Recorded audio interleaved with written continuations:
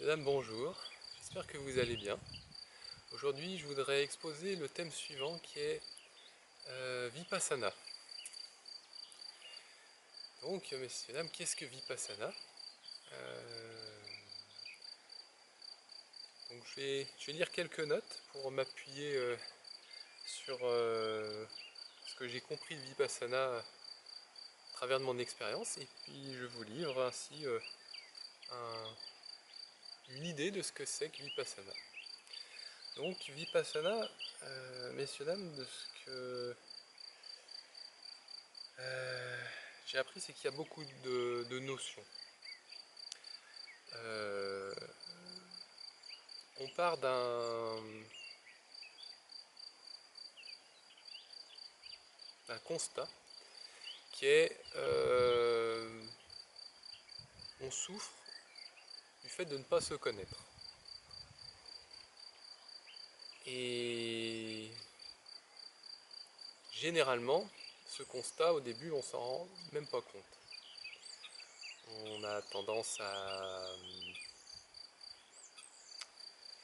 que sais-je, faire ce qu'on a à faire dans notre vie, mais on ne se rend pas forcément compte que c'est des difficultés ou des problèmes. Donc, Vipassana, c'est quoi? C'est, pour ceux qui s'y entraînent, une manière de reconnaître ou simplement de connaître que, à la base, on a tendance à souffrir de notre méconnaissance. Et pour cela, comment on y arrive à cela? Et bien, tout simplement, c'est l'âme en arrêtant de faire quoi que ce soit. On se met à l'arrêt, on se met en pause, on s'assoit, on cesse d'agiter le corps et on observe.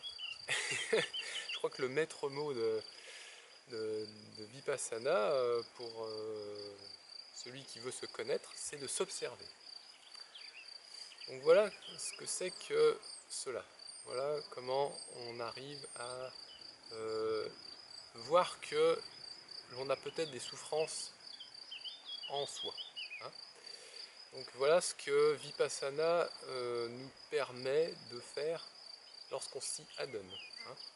Et donc à rappeler, c'est de se mettre en état de repos pour être en mesure d'entendre ce que le corps et l'esprit ont de souffrant dans leur nature. Voilà. Ce que c'est qu'à peu près Vipassana, de ce que j'en ai compris, et puis donc des notes que j'ai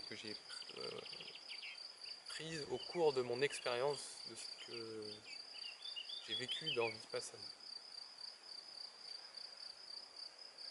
Donc ce constat, messieurs, dames, qu'on se méconnaît dans notre difficulté, dans notre ignorance à se voir comme étant souffrant, c'est la première étape. Donc c'est j'apprends, vous avez compris. Ensuite, une fois qu'on a identifié ce que c'est que la souffrance, que généralement on fait des actions par ignorance et on cause à soi de la souffrance, et ben, du fait de se familiariser avec cette ignorance que l'on a de faire des mauvaises actions, progressivement, on apprend donc à identifier cette ignorance. Et c'est ce qu'on appelle la cause. Donc, au début, la souffrance, on ne sait pas qu'on souffre, puis ensuite la cause, on voit qu'on fait des mauvaises actions. Du fait, des mauvaises actions. Et, et donc, cette deuxième étape est très importante pour continuer ce processus de connaissance de soi. Et donc, quand on est en vipassana ou quand on est en observation, quand on est au repos, quand on cesse d'agiter le corps, quand on cesse d'agiter l'esprit, on voit ces souffrances et ces problèmes qui sont en nous. Et au début, on a cette tendance, quand on voit ce qu'on a en nous de souffrant, et que des fois on a fait par ignorance, on n'arrive pas à réaliser au début qu'on a fait des actions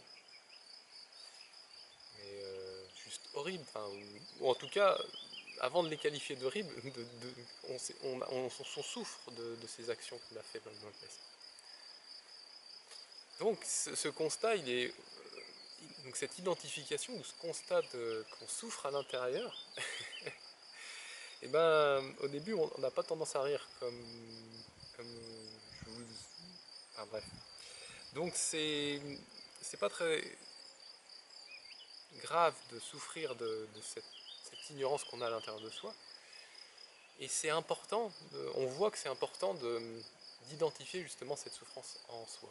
Pourquoi? Parce qu'ensuite, du fait de l'identifier, de reconnaître que tout simplement de connaître qu'on a eu de la souffrance par le passé et que cette souffrance elle était due à notre ignorance, en l'identifiant, on fait cette deuxième étape qui est l'identification de la souffrance. On identifie la souffrance, on nomme ce que l'on voit à l'intérieur de soi. Et donc en vipassana ou en méditation, on observe ce que l'on voit de soi. Et suivant où on en est au début dans cette connaissance de soi, et ben on commence très loin. Puis on se rapproche. Et c'est en s'observant et en ayant de moins en moins peur de notre souffrance qu'on l'identifie. Et l'identifiant, ben, on voit notre souffrance, on l'identifie. On met de moins en moins de distance avec la souffrance que l'on a en soi et on se discipline. On se discipline à quoi? À s'observer dans cette souffrance qui est présente en soi et qui, tant qu'elle n'est pas vue, elle cause encore et encore de la souffrance comme un cercle vicieux. Et dont dans ce cercle on est l'ignorant ou le souffrant, suivant si on n'a pas reconnu notre souffrance ou si on commence à reconnaître notre souffrance. Reconnaître, tout simplement connaître notre souffrance. Hein, on connaît notre souffrance lorsque l'on l'identifie. Lorsque l'on l'observe, on voit si c'est quelque chose qui nous fait souffrir ou si c'est quelque chose qui ne nous fait pas souffrir. Si c'est quelque chose qui nous fait souffrir, c'est qu'on commence à y mettre des mots. Si c'est quelque chose qu'on n'arrive pas à identifier, c'est que c'est encore trop tôt pour dire si c'est un certain bien-être. Bon, je reviendrai sur ces parties-là un peu plus tard. Mais au début, donc voilà, on identifie ce que c'est que la cause. La cause, on identifie la souffrance. Et il en résulte qu'on identifie cette souffrance et qu'on la nomme. On la nomme peut-être comme colère au début. En s'observant, des fois on a tendance à se voir comme quelqu'un qui a voulu ceci ou cela et a généré de la colère en lui. Et donc cette identification, c'est très bien, puisque c'est la deuxième étape, c'est « Ah oui, j'ai de la colère en moi ». Je vous donne l'exemple de quelqu'un qui s'observe. Après, vous devez faire ce travail aussi de votre côté. Hein. Moi, j'ai déjà fait le travail vis-à-vis de la colère, quand je vois la colère, de la faire cesser en moi et d'instaurer le calme. Et c'est donc la troisième étape qui est la cessation. C'est-à-dire qu'en vipassana, ou en méditation, ou en observation, quand on est celui qui s'observe, ou qui médite, ou qui est en vipassana, on est celui qui, voyant sa souffrance, a tendance à y réagir. Qui n'a jamais eu de la colère et a eu envie de continuer cette colère? Souvent, quand on est celui-ci, on fait cette action par ignorance. Parce qu'au fond, on ne veut pas de la colère. Mais parce qu'on est celui qui ne se maîtrise pas, ou qui ne se discipline pas, ou qui n'a pas reconnu sa souffrance, celle-ci lui cause du tort et l'amène encore à connaître encore de la souffrance.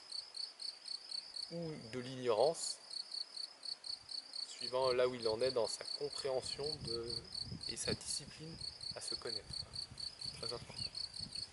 Donc cette troisième étape qui est la cessation, c'est lorsqu'on identifie cette souffrance que l'on a en soi et qu'on dit « Ah oui, c'est celle-ci ou celle-là que j'ai comme souffrance actuellement. Ok, si je suis celui qui réagit à cette souffrance, qu'est-ce qui se passe?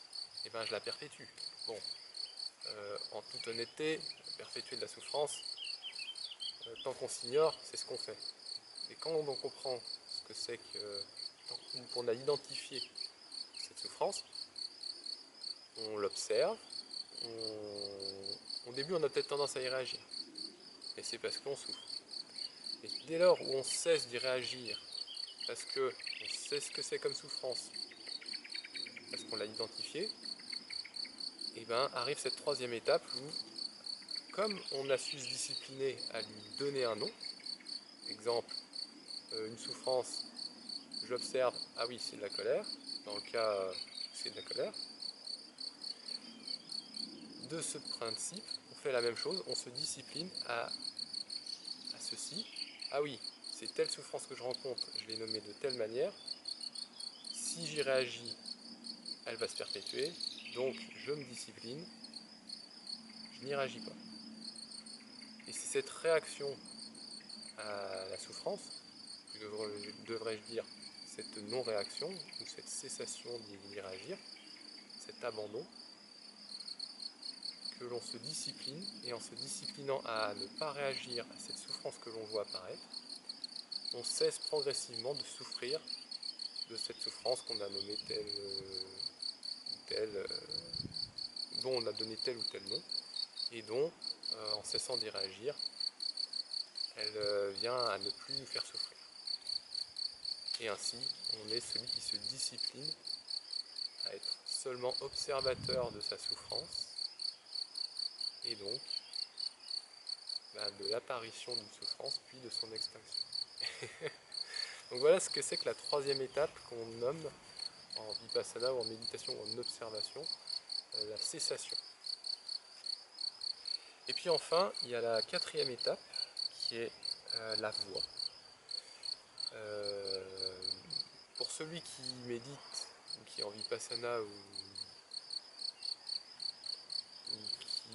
qui observe, il se rend compte, donc je rappelle, qu'il est ignorant, puis ensuite il identifie son ignorance, puis ensuite il la fait cesser, et bien il se rend compte qu'il effectue comme pilgrimage, parce que c'est un mot anglais qui lui vient, mais c'est un peu cette idée-là, c'est d'avancer sur la voie, comme un marcheur avec son bâton qui avance et puis qui va d'étape en étape, il parcourt un chemin, n'est-ce pas? Donc ce chemin ah oui, j'ai de la difficulté, je l'identifie, je la fais cesser, et bien quelque part j'agis en tant qu'individu à rester calme, tranquille et paisible avec une difficulté qui est comme une vague sur l'océan qui apparaît et puis qui disparaît, hein, vous voyez. Et ce cheminement, c'est la quatrième étape, c'est la voie, c'est-à-dire cette honnêteté vis-à-vis de soi que, en tant qu'individu, il est tout à fait possible, et c'est tout à fait le cas si on reprend depuis qu'on est apparu dans ce monde, on souffre de certaines mauvaises actions. Il n'y a pas de problème à cela, mais à se discipliner à ne plus en souffrir, il est de notre regard de ne pas faire de vagues, j'allais dire. Vous comprenez bien que c'est de ne plus souffrir au fond, hein, et de cette faculté que l'on a à être calme, paisible, heureux, joyeux, et c'est quelque part cette observation que on est traversé par des phénomènes comme des difficultés, mais que si on n'y réagit plus, celle-ci laisse place à quoi? À une certaine neutralité, puisque à notre image, on n'y réagit plus, donc c'est la même chose que l'on voit de soi. Et comme la vague, on suit la vague, on bouge avec la vague,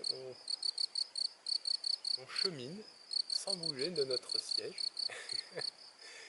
Et on y trouve, comme vous entendez depuis le début de cette vidéo, probablement, quelques joies, quelques rires, quelques bien-être, à ne plus être sujet aux souffrances parce que ignorant de sa condition, mais stable, posé, calme, vigilant, juste observateur de la scène. Et donc, naturellement, cette vie qui apparaissait comme souffrance, ou difficulté, ou problème, ou ignorance, qui sont en fait que une petite goutte qui coule dans la source, elles sont de la même nature. Une difficulté, ou une opportunité, c'est qu'un phénomène qui goûte, suivant une certaine fréquence, en dépendance si on est agité ou calme. Voilà. Et donc c'est cette quatrième étape qu'on connaît en méditation ou en vipassana ou en observant ce monde, que ce sont simplement des phénomènes que l'on rencontre et que par notre présence à être vivant, on chemine avec le temps d'une, puis d'une autre, et voire d'une troisième, et ce, cycliquement, depuis des temps sans commencement. Voilà. Donc, messieurs, dames, ce que c'est que Vipassana, les 4 étapes que j'ai mentionnées, donc, ce sont les 4 nobles vérités, mais disons que c'est une manière de les nommer, hein. On pourrait très bien dire que c'est la méconnaissance de soi, l'identification de soi, la cessation de s'identifier à ce qui n'est pas soi, et le cheminement que l'on a à être soi. Voilà. Ce qui est Vipassana, on va dire, pour une première étape d'observation, simplement. Vraiment, la méditation, c'est aussi ce qu'on décrit dans le Vipassana, hein. Et l'observation, c'est aussi ça, hein. Ce sont 3 termes pour dire la même chose. Mais bon, parfois on préfère l'un ou l'autre ou le troisième, suivant si on est plus familier, si ça résonne plus comme bouddhiste ou peut-être chrétien ou musulman ou juif ou quelqu'un en tout cas qui prie ou qui médite. Et puis l'observateur qui est peut-être si on est plus scientifique, on dira ah oui je suis peut-être plus scientifique, donc l'observation c'est peut-être un terme.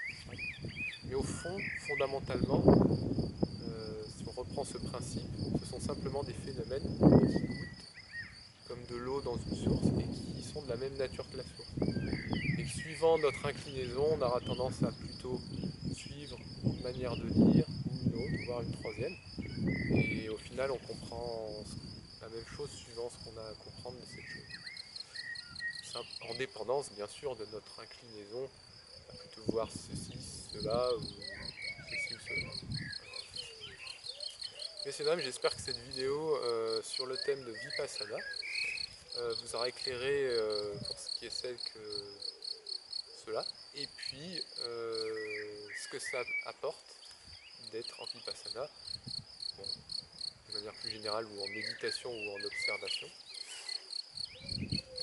Et cette connaissance qu'on a de soi, avec de la souffrance, avec de l'identification, avec de la cessation et avec la voie que ça représente de traverser cette souffrance. Et puis le résultat qui est d'effectuer Vipassana ou de méditer ou d'observer, sachant notre condition d'être humain et dont on sait quel but on veut atteindre. Merci.